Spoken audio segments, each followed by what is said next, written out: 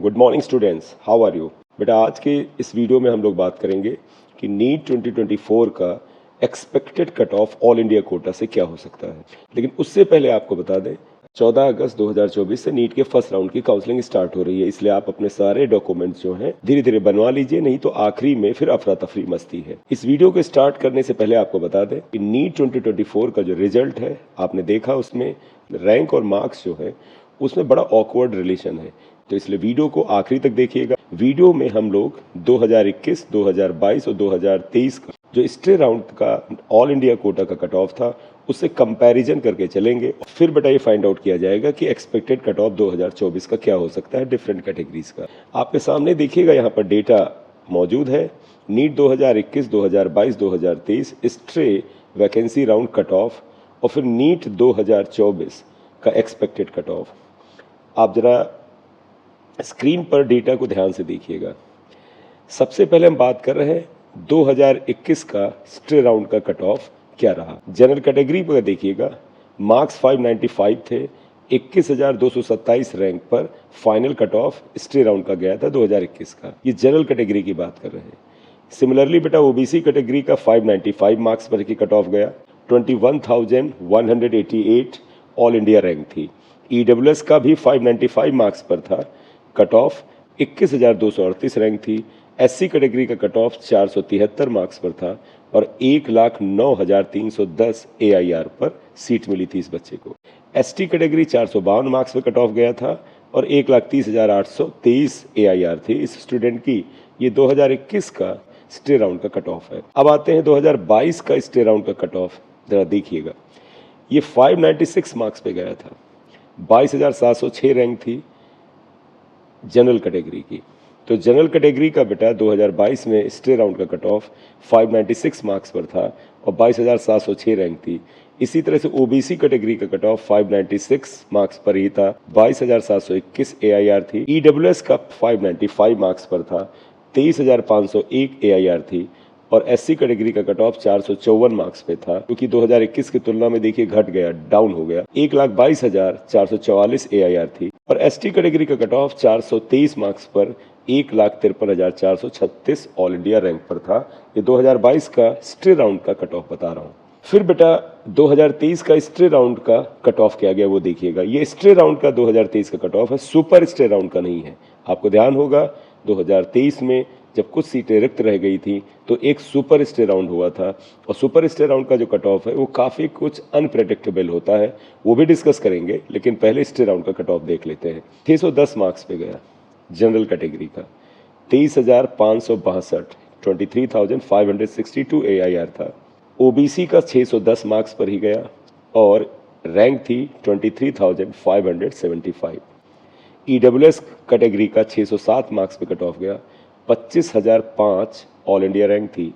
SC category का cut off 480 marks पे गया और 1,28,778 ऑल इंडिया रैंक थी। एसटी कैटेगरी का कट ऑफ 445 मार्क्स पे गया और 1,68,853 ऑल इंडिया रैंक थी। ये 2023 का स्टे राउंड का कट ऑफ है। इसके बाद एक सुपर स्टे राउंड भी हुआ था, उसका भी कट ऑफ आपके सामने रख रहे हैं। उससे पहले आपके साथ एक चीज़ और यहाँ कंपेयर कर ले।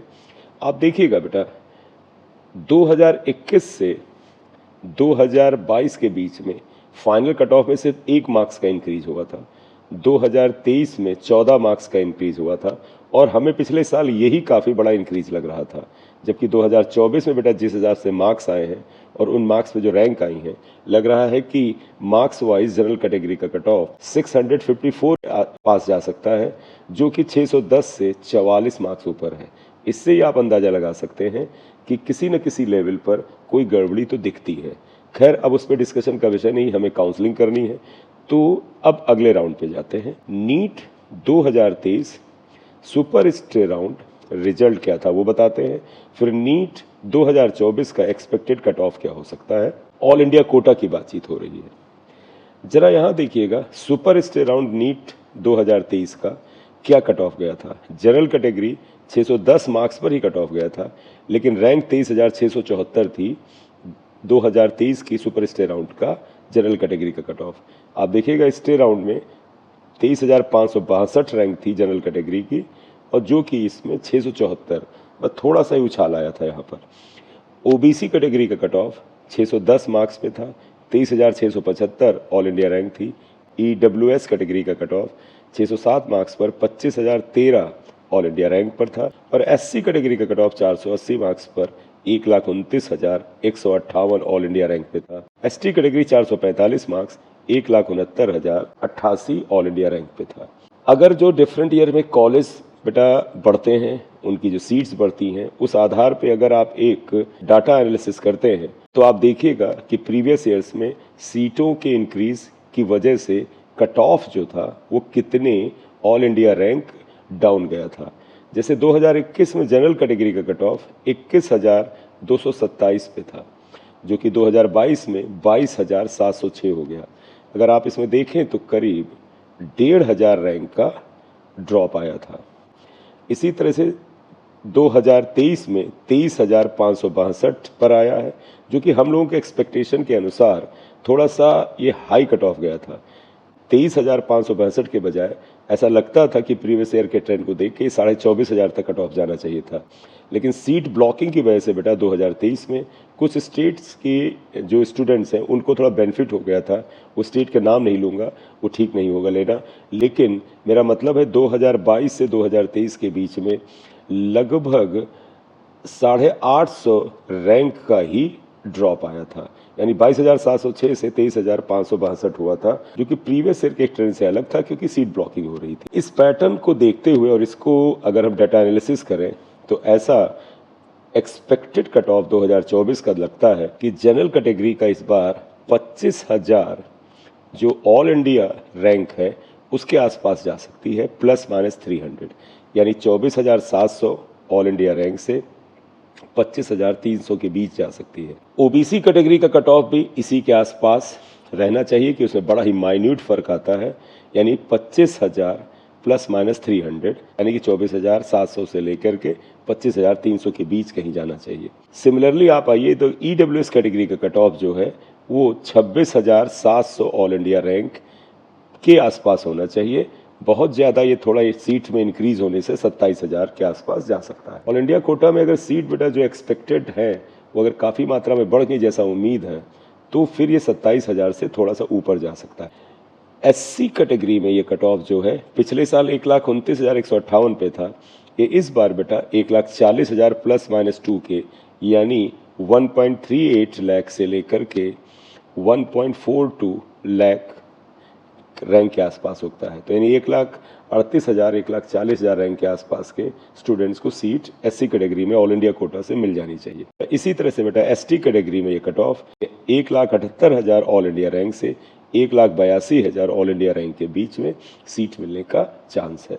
थोड़ा सा इस कट ऑफ में बेटा जो फ्लक्चुएशंस है यानी अप या डाउन होने का क्लैरिटी उस समय आएगी जब राउंड 1 की सीट मैट्रिक्स आ जाएगी, क्योंकि राउंड 1 की सीट मैट्रिक्स में पता चल जाएगा कि डिफरेंट स्टेट्स में जो एमबीबीएस के नए मेडिकल कॉलेजेस ऐड हो रहे हैं, नई जो उनमें सीट्स ऐड हो रही हैं पुराने मेडिकल कॉलेजेस में भी, उनकी वजह से टोटल कितनी सीट बढ़ रही है, तो फिर थोड़ा सा बेहतर बताना होगा कि क्या होने जा रहा है।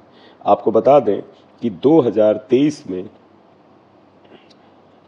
ऑल इंडिया कोटा में जो काउंसलिंग हुई थी उसमें 10,200 सीट्स एमबीबीएस की अवेलेबल थी, राइट।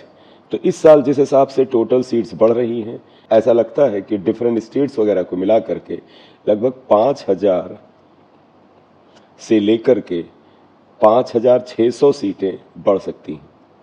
अगर 5,600 सीटें या 5,000 सीटें बढ़ती हैं तो इनका 15% जो है वो ऑल इंडिया कोटा में आएगा।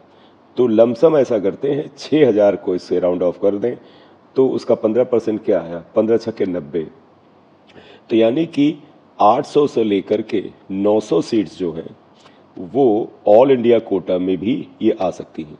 तो इसलिए ऑल इंडिया कोटा में सीट्स जो हैं वो 10,200 से बढ़कर के,